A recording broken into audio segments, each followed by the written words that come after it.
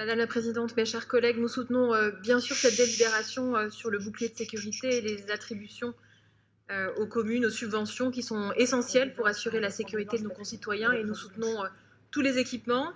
Et par rapport à ce que j'ai entendu dans l'hémicycle, moi je veux rappeler que l'État est au rendez-vous de la sécurité avec le recrutement de plus de 7600 postes de forces de sécurité intérieure depuis 2017.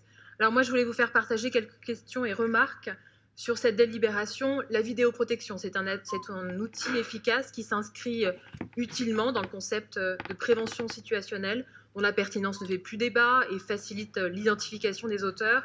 Mais conformément aux orientations 2021 du Fonds interministériel de la prévention de la délinquance, les demandes de subventions relatives à la vidéoprotection doivent correspondre à des implantations qui s'intègrent dans un ensemble d'actions visant à la lutte contre la délinquance. Les politiques de sécurité doivent être cohérentes, innovantes, volontaristes et reposer sur un diagnostic global de sécurité.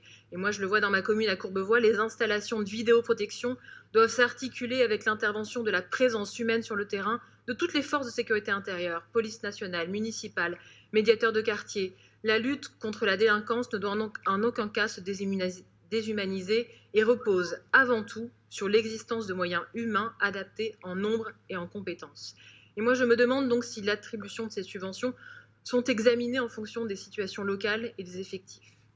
Par ailleurs, moi, je salue les communes qui souhaitent s'engager dans l'équipement de leurs policiers municipaux de caméras piétons. Chevreuse, Bobigny, Thiais. Cette mesure anticipe la mise en œuvre des conclusions du Beauvau de la sécurité. Elle contribue à l'apaisement des relations entre la population et les forces de l'ordre et à la sécurisation des procédures judiciaires. Sont-elles financées par la région ?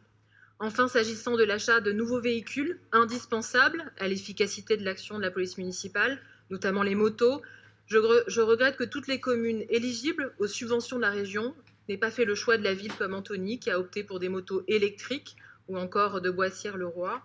La région, comme toutes les collectivités, se doit de s'inscrire dans des objectifs du plan climat et de soutenir essentiellement les projets dont le bilan carbone est acceptable. Merci.